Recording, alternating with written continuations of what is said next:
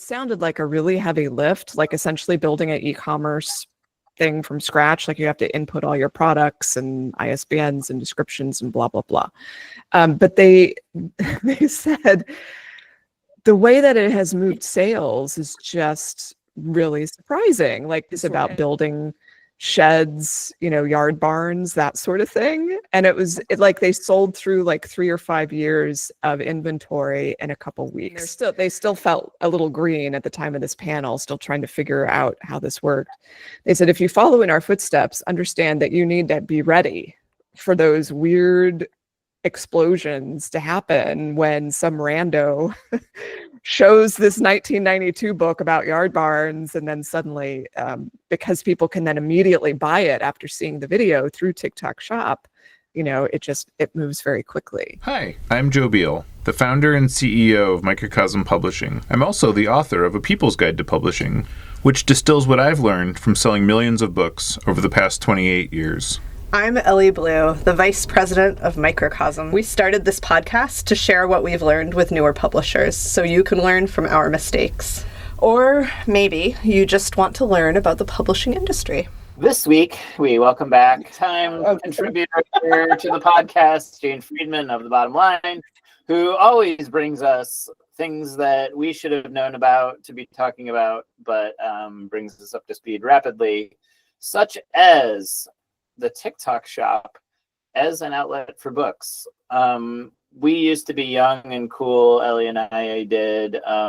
So we need somebody like Jane that tells us what is going on in the wider world. I was recently at the US Book Show. This was in June. And there was a panel talking specifically about TikTok marketing, promotion, and publicity. It had a TikTok influencer on the panel, and then 2 publishers. One of them was a big 5 publisher. I want to say it was Hachette. I'm pretty sure. And I think that's something I never fully appreciated about TikTok Shop. I remember it's been a few years ago that TikTok announced, they were going to have this e-commerce part to the platform where you could just buy something very easily through watching a video. And I just didn't, since I don't use it, I just imagine who wants to be shopping for books through this? Duh. A lot of people. And it's just, I guess maybe because I didn't see this really happen or take off for Facebook or X or any other social media platform.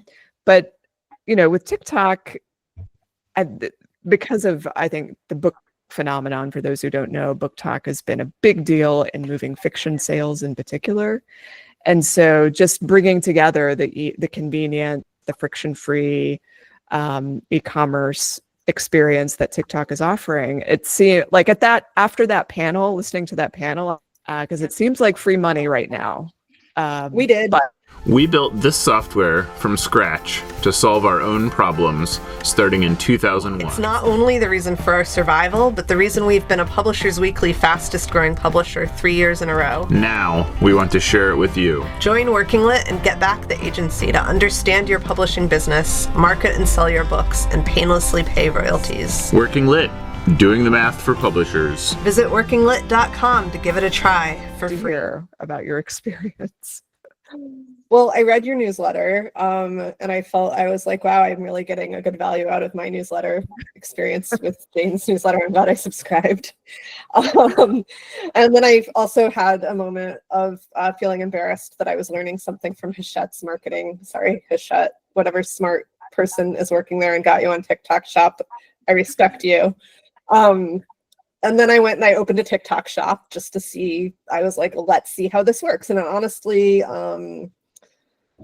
I guess it wasn't as complicated as I thought, but I want to add the caveat for us. Like, because we do our own fulfillment and because we are already set up with shipping software and things like that, we don't have a platform that can integrate with them. I think if someone was using like a major e-commerce platform for their direct-to-consumer sales, that would integrate with TikTok better.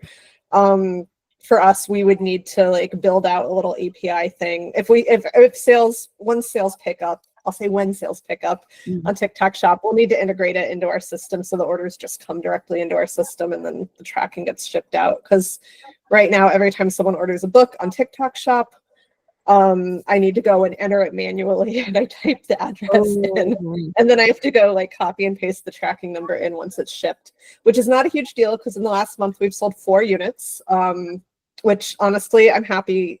That's like a number I'm really happy with because it shows that literally doing nothing but putting our books on the platform, we have not used TikTok to promote them in any other way, we can make sales. So and I only put like, 20 books on there to start with. I don't want to deal with managing inventory on TikTok if we're not like API connected. So I just put like things we always have in stock and that I thought would be good sellers on TikTok. Like I put all of our workbooks on there. I put all of our tarot decks on there, and all the books we've sold so far have been workbooks of a sort of mental healthy nature. Most of them are the Unfuck Your Brain workbook. But yeah, it's kind of cool. Like TikTok sends me an email whenever we get an order. TikTok sends me an email that says your action is needed. You're late in shipping this order. That's the notification I get. You're late. And I log in and I'm like, do the thing, and then we ship it, and then we send the person a catalog, and hopefully they'll come and order from us directly if they like the thing and they want more things. I'm definitely aware that like virality is an issue. TikTok, their shop is actually, it's like it has so many features, it's a little overwhelming, but from what I can tell, they're like good features. Like it really pushes you to like set a limit on how many units you can ship a day, and then it will adjust delivery expectations based on that. So I put 100 units a day, and then if we get like 200 sales, they'll tell the second 200 people that their order is going to ship a day later. Okay. So that, they have like systems built in, because I'm sure this has happened before. What else about TikTok Shop? There's a lot of like affiliate programs that you can set up that I don't really understand. There's a lot of marketing things you can do. You can buy ads, you can win rewards and use those rewards to buy ads. I haven't done any of that yet, but we do have an author, Laura Foster, the author of Portland Stairwalks, got in touch with us around the time I was doing this, and she was like, I'm thinking of using TikTok to promote my books. And we were like, awesome, we'll put your books on there. So, here's hoping that, but I'm sure it's going to be the zine about sheds or whatever. I'm totally sure that it's like going to be the equivalent of that actually takes off, if anything does. But yeah, I feel like being ready for a bonanza like that is like 3/4 of the battle with marketing of this nature, like using these kinds of platforms. And I don't know, I'm cautiously optimistic about it. I'm just trying to put in like a couple hours a week into like expanding the shop, learning a new thing about what it does. I might actually make a TikTok this week promoting something. We'll see if I can get Joe to be the spokesmodel, of course. Our industry is run by billionaires and conglomerates. At Microcosm, we wanted the freedom to independently sell our books, easily pay royalties, manage our inventory, and understand our business all in one place. That's why we've been using our own software since 2001. Now, we want to share it with you. Working Lit is the only business success software that is created and owned 100% by publishers for publishers. Join Working Lit and get the agency you need to help your business grow. Visit workinglit.com to try it for free. The affiliate marketing on TikTok, I think, is really powerful in moving copies. So I don't know if you guys I know you have a fan base and people who love your books. It seems like a no-brainer. If some of those people can be tapped as affiliates, it's going to reward everyone. Yeah, and it seems like that's something that you need to like officially name someone an affiliate. They can't just like come join your affiliate program. Correct. I think that, Right. I mean, I always tell people that's the best thing about this job is you literally learn new things every day, but I can see how not everybody feels that way about it. That the fact that it's constantly evolving might be a downside for a lot of people. But so, yeah, it's interesting. So are you seeing like, are more of the case studies that you're running into more like Hachette's, or is it everybody is kind of a unique special case? Hachette, I think the other big five is HarperCollins that's done it, but I haven't heard them share any of their successes or what difference it's made. There is one publisher based in Europe that does a lot of what I would call prepper books. or alternative health types of books. And they're able to, I think they've moved maybe more than 1 million copies through TikTok Shop, mainly driven through affiliate marketing. So I think that the niches, I mean, I consider them in a niche. I think the niche publishers may in fact have even more outsized ability to use what's happening there than like a multi-topic or a general publisher like Hachette. Like, I don't know if Hachette is focusing on any particular line or topic. I don't like, it seems like they just went all in and they're kind of just waiting and watching. And if they get lucky, great. But with a niche publisher, I just feel like it's, to me, it's a much more like straightforward and logical path to how that's going to work because you're so in touch with your community. Okay. And yeah, I mean, let's hope that prepper publishing remains niche. I guess at the moment that's stream. We have like a bigger problem to worry about than how to sell books on TikTok. Say I'm a new publisher. What should I know as I move into this endeavor?